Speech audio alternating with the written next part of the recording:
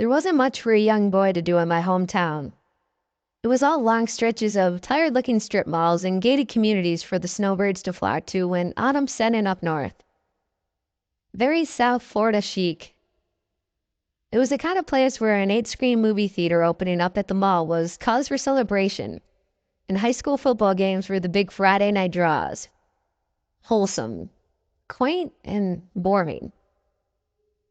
It wouldn't have been so bad if I were more interested in fishing or surfing, the favorite summer pastimes of my friends. But a fear of deep water, or rather what lived in it, and an inability to swim kept me firmly planted on the dry land. My parents preferred it that way. Transplants from New England. They'd seen Jaws one too many times and were convinced that a giant shark would gobble me up the moment I stuck a toe in the ocean. So while my friends were off enjoying themselves at the beach, I'd be stuck at home, trying to ignore how miserably hot it was despite our ancient air conditioner thrumming noisily through the vents.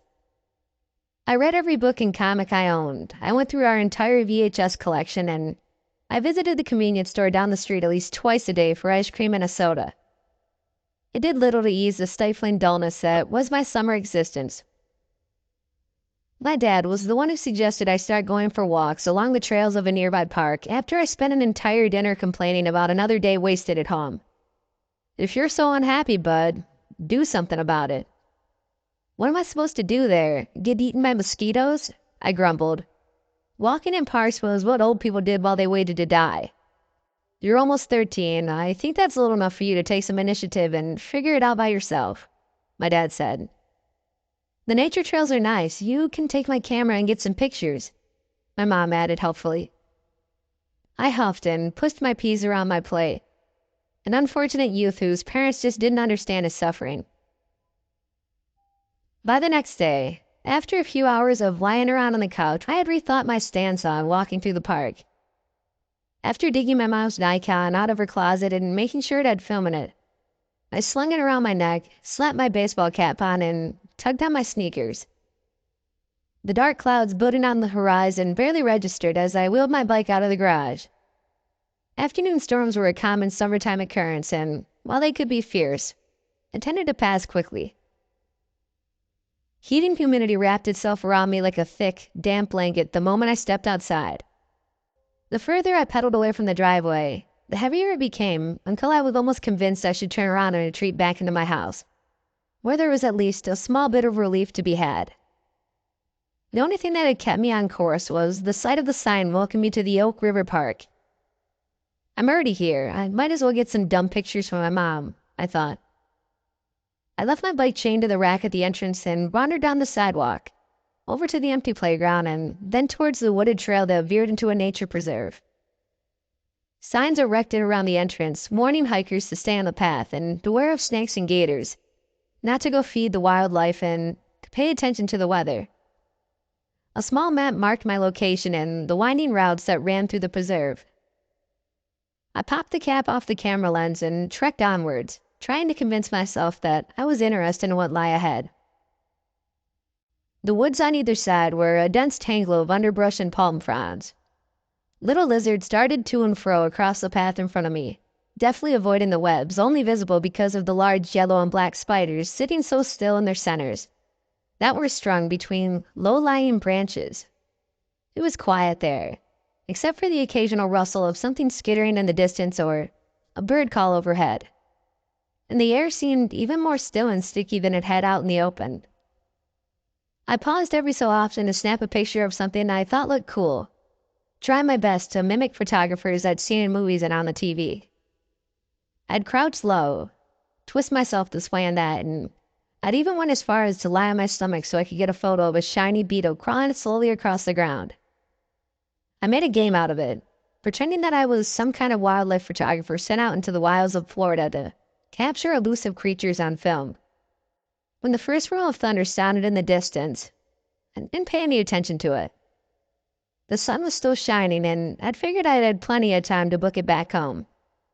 I continued on, crossing a wooden walkway that stretched over the length of a swampland, and followed a black snake I found until it disappeared beneath a bush. Thunder growled again, closer now, and With it came the morning pitter-patter of raindrops. "Oh, man," I groaned, annoyed that the weather had caught up with me so quickly. I hadn't even noticed when the sun was swallowed up by the clouds. In response, the sky opened up and it started to pour. Rain doesn't fall gently in Florida summers. It comes down in buckets, lashing you with heavy winds and casting a gray curtain across the world. The forest that had seemed so warm and unthreatening in the sun was now all dark shadows and looming shapes. I tucked my mom's camera under my shirt to try and keep it dry, but there was no escape from the storm. I ducked my head and turned around, hoping that it would be easy to backtrack to my bike, when the howling wind picked up, almost pushing me from my feet, and I stumbled into a nearby oak tree. As I steadied myself against the trunk, the thunder rumbled, long and loud and all around. And just beneath it, I heard something odd. "No, please." A woman's voice, panicked and afraid, screamed from the other side of the wide trunk. I froze, one hand still resting on the tree, and listened to the heavy footfall scrambling through the underbrush. "No!" she screamed again, and it cut through me like ice. Twigs snapped, fallen leaves rustled. The woman started to scream again, but it was cut off sharply. By the way she sucked in a desperate breath, I could only guess she had been punched in the chest. When Tommy Winnigan had hit me, I remember making a similar sound, and my ribs ached with a phantom pain. "Please." I could barely hear her over the rain, so, weak and defeated, "Please, no." I huddled against the oak tree, barely breathing, too frightened to move or peek around the trunk, and I hugged my mom's camera tightly to me.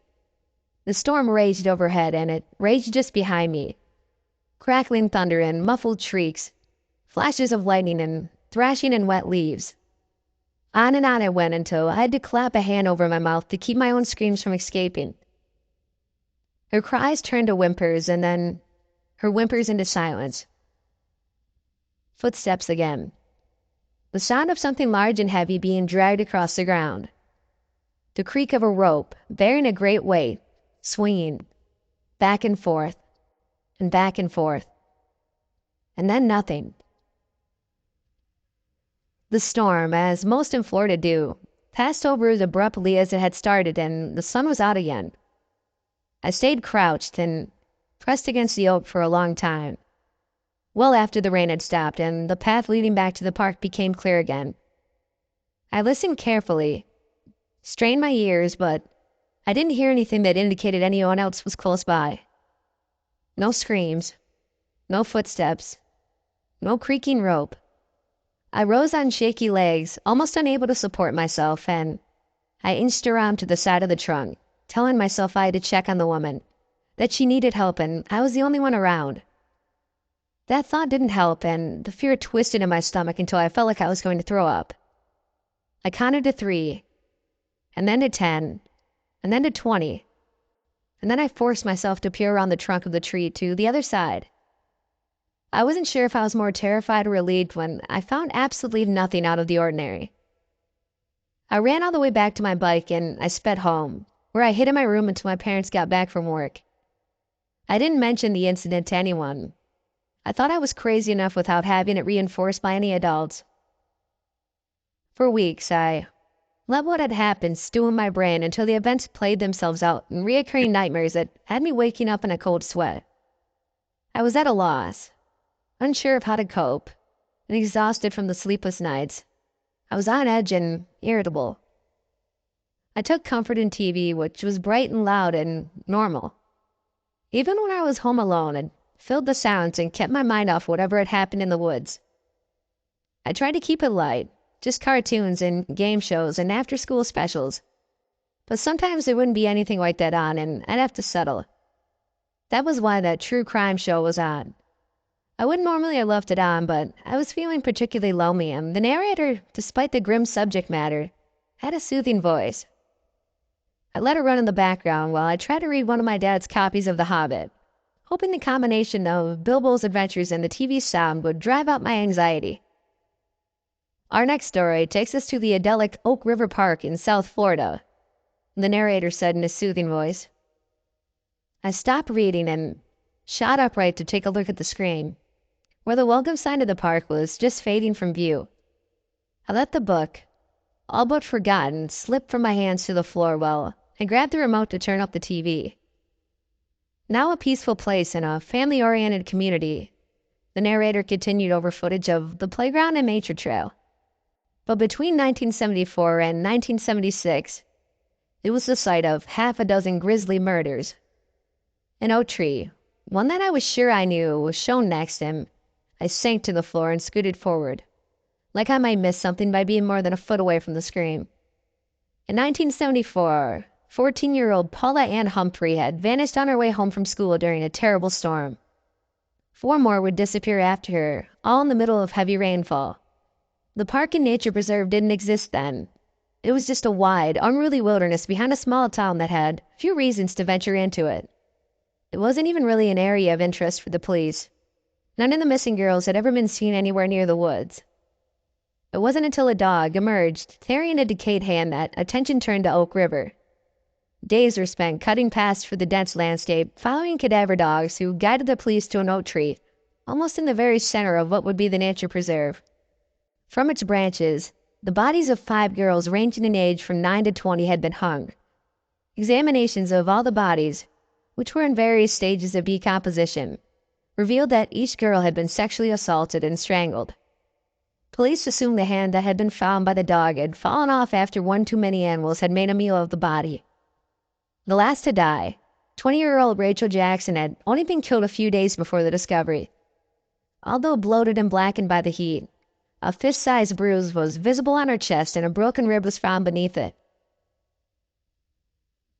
I thought of the girl I had heard, of how her scream had been cut off and she gasped for air. I remembered the sympathy pain I'd felt in my own chest. The room seemed to tilt slightly and I sat back heavily, trying to keep myself from toppling over completely in my confused shock. The case grew cold quickly and, despite a massive, expensive manhunt, the killer was never found. Without any leads, officials were forced to give up the active case after 18 months. Attempts to cut down the oak, dubbed the hangman's tree, were futile, as chainsaws and axes mysteriously broke when they came in contact with the trunk. Scorch marks can be seen in the bark where equally unsuccessful attempts to burn it down were made.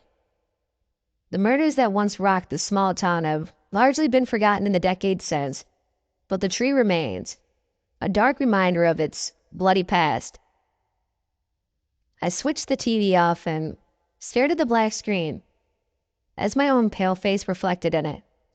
If I were older, maybe I would have tried to convince myself that I hadn't heard the ghost of Rachel Jackson playing out her last few minutes. Maybe I would have been able to make myself believe it had just been the wind and the rain in my own imagination, and the show was only a coincidence. But I was 12 and I knew what I heard. I learned to swim after that day. I started to fish and surf just like my friends. I made every excuse to not ever go back to that park. My parents asked why I suddenly was so adamant about it. I just told them it was because I was tired of being bored and alone during the summer. The truth, though, was that I was far less afraid of the deep water and what lived in it than I was of Hangman's Tree and those who had died.